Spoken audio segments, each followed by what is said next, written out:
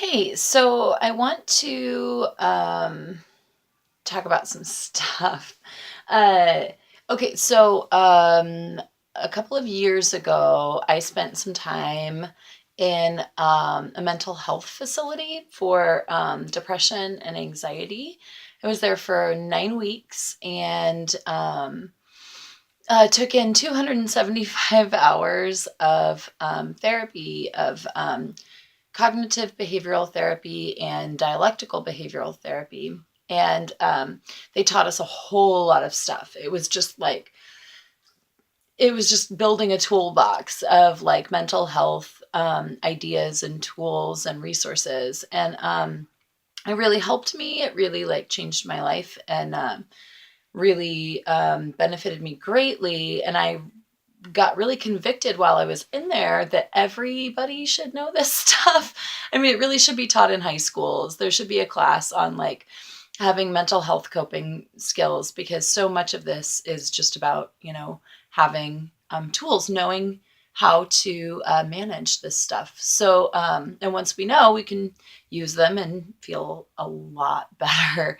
Um, so a couple of like quick disclaimers. Obviously, like I am not like trained in this. The only information I have is information I received as a person in need, and all I can do is offer what I've learned and what's benefited me. I can't, I'm not a doctor.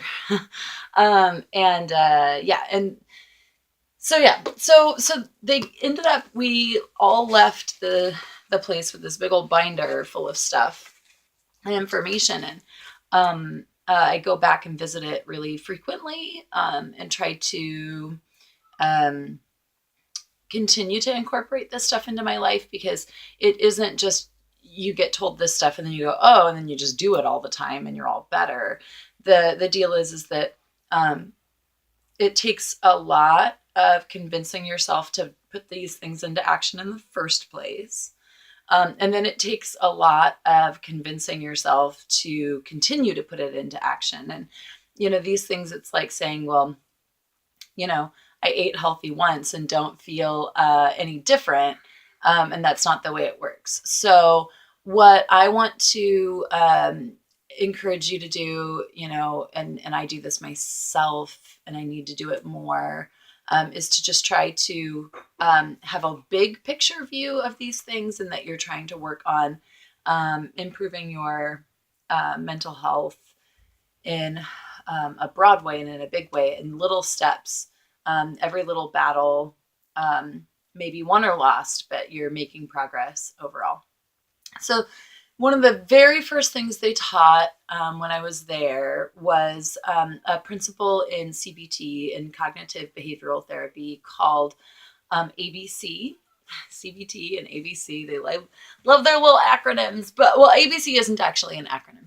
So this is the concept of ABC, and they say that if you're going to start any kind of serious therapy, that you absolutely have to have this in place to begin with, because nothing else quite makes sense if this isn't in place. It's an idea, a philosophy about how we create feelings. So the idea is that there's A. A is the event that happened. Okay, the lady cut me off in traffic. Okay, that's A. That's what happened. B is your interpretation of what happened. So she's a jerk. She's careless. She's, whatever. Those are your interpretations. This happened, and this is what it means. And then C is how you feel about it. So she cut you off because she's a jerk. So you're angry. The deal is that you can't change events. You can't change A at all. You have no ability to change A. You also have no ability to change C. You can't change the way you feel. It's not possible. You can't just try to unfeel that way. The only thing you can change is your interpretation of what happened. So what we have to do is we have to stop ourselves and notice that A and B are two different things. The way we interpret an event is not necessarily the interpretation that's most accurate to the event. So what we have to do is we have to stop ourselves and say, okay, do I know for sure that she's a jerk? It's totally possible she's a jerk.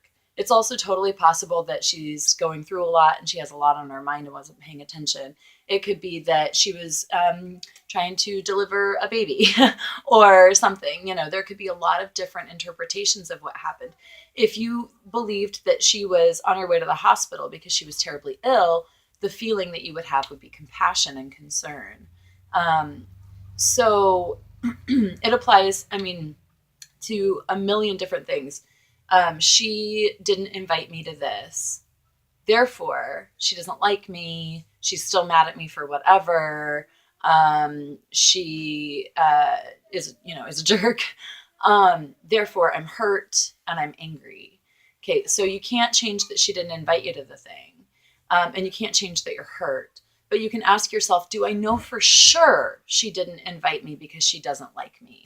Do I know for sure that it's not just, well, she's, busy and forgot, or she, whatever. There's a myriad of interpretations to have that will be the basis of your feelings. So it's something that you can take. I mean, we do this nonstop as humans. Everything we feel is based on an interpretation of an event.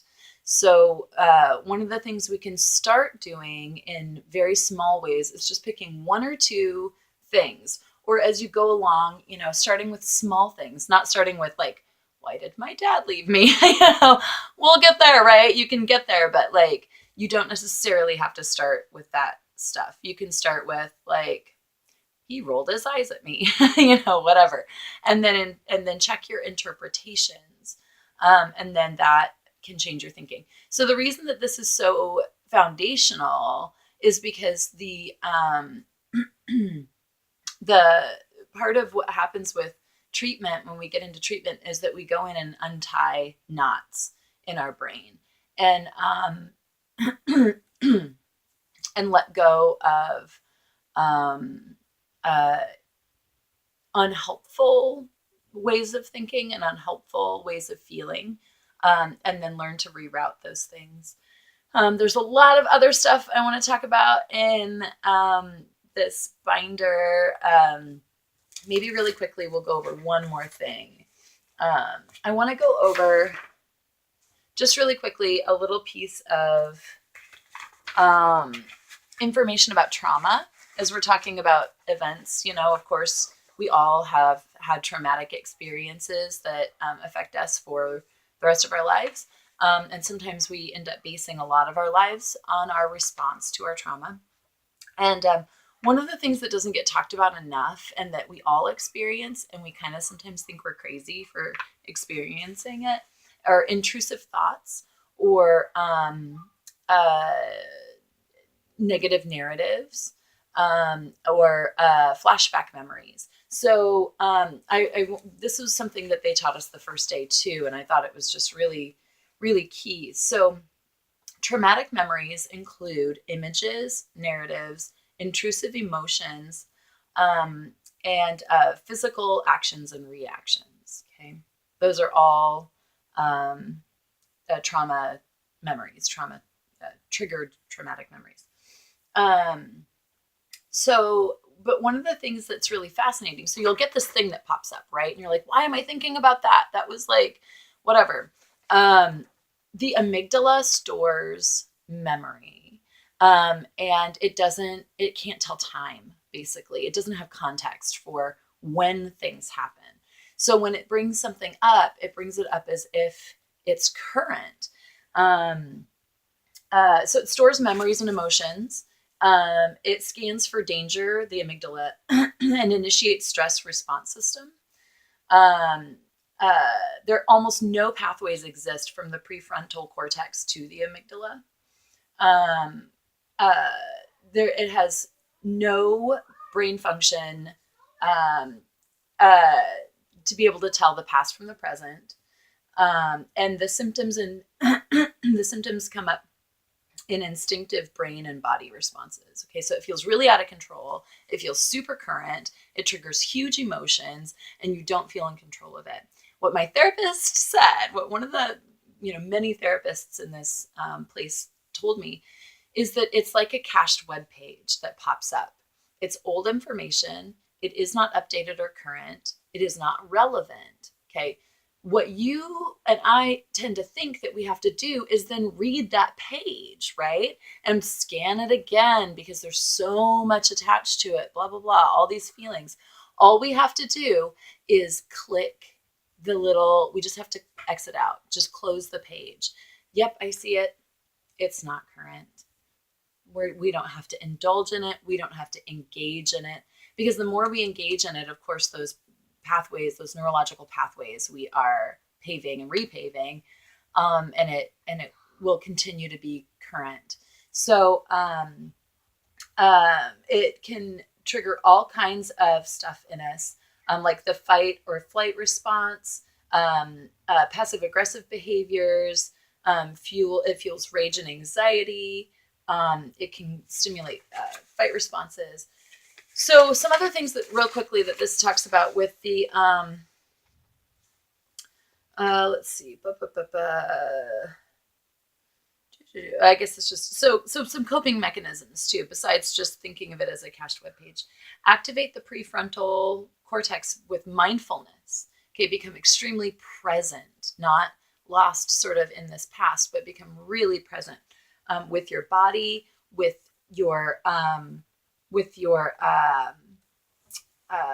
just with what's currently around you. Increase your positive state. Focus on, the present. Okay. So I'm going to go ahead and cut this off, but thank you for hanging with me. I hope that this is helpful to you. And I'll come out with some more stuff as I get time and talk more about this stuff, because it's super helpful and it's just information that every single human being should have. Okay, best of luck out there. Fight on. You're doing great. We're all doing great. We're still here.